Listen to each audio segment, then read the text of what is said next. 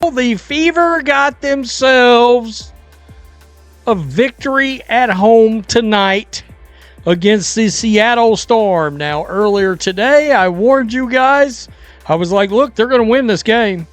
They're going to win this game by blowout.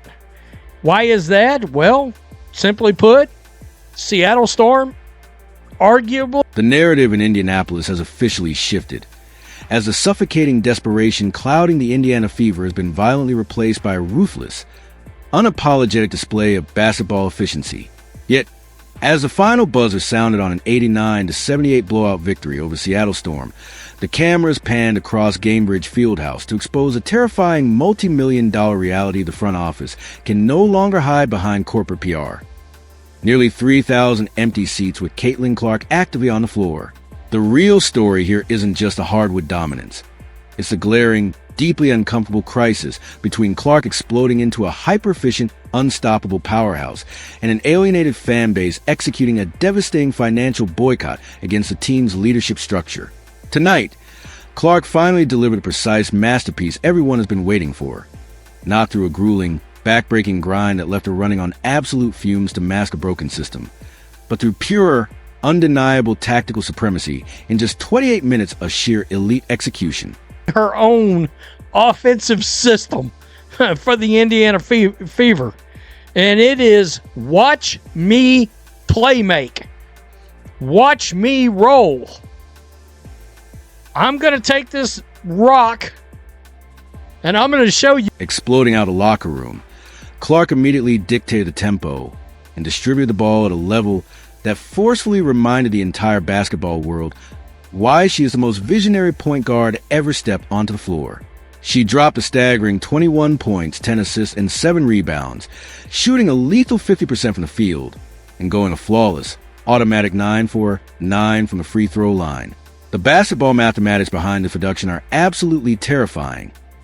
Racking up 10 assists in just 28 minutes is an incomprehensible pace, translating to roughly 17 assists over a full game. She was ruthlessly diagnosing the Seattle Storm defense before they even crossed half court, picking apart every trap, reading every rotation, and delivering pinpoint passes that completely shattered their defensive scheme. This wasn't just a standard double-double. It was a near triple-double achieved with maximum offensive efficiency, proving that when this generational star has fresh legs and isn't being run into the ground for 38 exhausting minutes, she is mathematically unguardable.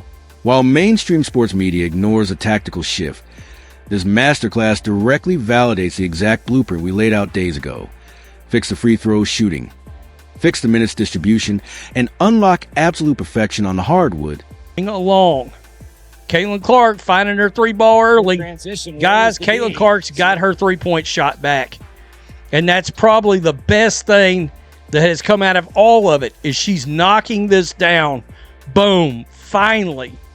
And she hit some more long threes tonight. Right here. Let's check this out. Let's talk about free throw shooting, because this is the silent detail separating championship organizations from lottery teams. After a horrific 68% display against the Washington Mystics caused them a double overtime heartbreak, the Indiana Fever responded tonight with masterclass in professional focus, shooting an absolute, flawless 100%, going 22 of 22 from the stripe to completely eradicate their glaring weakness. This relentless discipline directly translated to their 11-point victory, with Caitlin Clark going 9 for 9, Sophie Cunningham hitting 6 for 6, Lexi Hull adding 3 for 3, and Maisha Hines-Allen locking in 2 for 2. By finally executing a strict load management plan and capping Clark at just 28 minutes, the coaching staff kept her decision-making razor-sharp and her shot selection impeccable, completely preventing the heavy-legged, desperate jumpers that derailed past games. Because Clark orchestrated the offense with fresh legs and elite precision, the supporting cast finally answered the bell. Kelsey Mitchell silenced critics with 17 points and a devastating team-high $+ 21 plus-minus rating, while actually dishing out 2 assists within the flow of the system. Furthermore, Sophie Cunningham stepped into the starting lineup to deliver a massive 17-point breakout performance, while Michaela Onyenware stepped up off the bench to anchor the front court with high-intensity production. Blocking a shot and then bless her heart, celebrating. That's so good. So good. Sophie really showed up tonight for this Indiana Fever team. It was impressive. Wow. So they got to win. You might be like, Rhodes, you're not over the moon. Let's talk about free throw shooting, because this is the silent detail separating championship organizations from lottery teams. After a horrific 68% display against the Washington Mystics caused them a double overtime heartbreak, the Indiana Fever responded tonight with a masterclass in professional focus, shooting an absolute flawless 100%, going 22 of 22 from the stripe to completely eradicate their glaring weakness. This relentless discipline directly translated to their 11-point victory, with Caitlin Clark going 9 for 9, Sophie Cunningham hitting 6 for 6, Lexi Hull adding 3 for 3, and Maisha Hines-Allen locking in 2 for 2. By finally executing a strict load management plan and capping Clark at just 28 minutes, the coaching staff kept her decision-making razor-sharp and her shot selection impeccable, completely preventing the heavy-legged, desperate jumpers that derailed past games. Because Clark orchestrated the offense with fresh legs and elite precision, the supporting cast finally answered the bell. Kelsey Mitchell silenced critics with 17 points and a devastating team-high $+ 21 plus-minus rating, while actually dishing out 2 assists within the flow of the system. Furthermore, Sophie Cunningham stepped into the starting lineup to deliver a massive 17-point breakout performance, while Michaela Onyenware stepped up off the bench to anchor the front court with high-intensity production. Gamebridge Fieldhouse holds 17,274 screaming fans.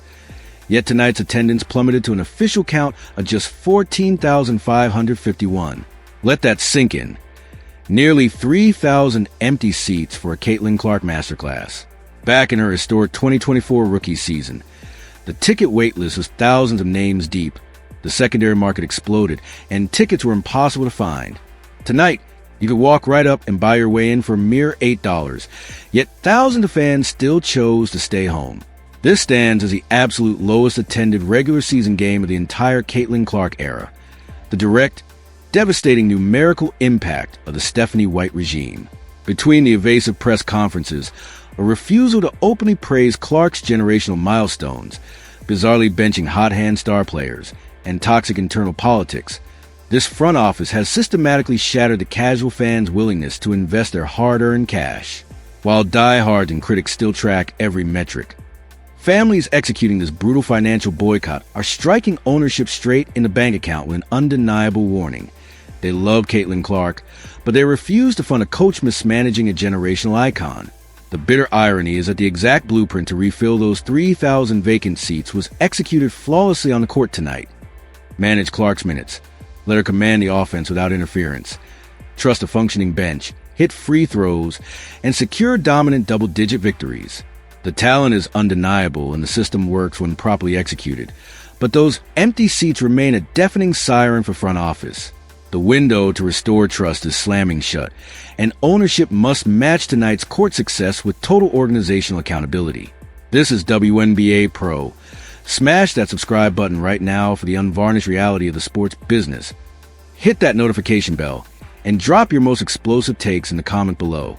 Is Clark's high-octane efficiency a sign of a massive turnaround,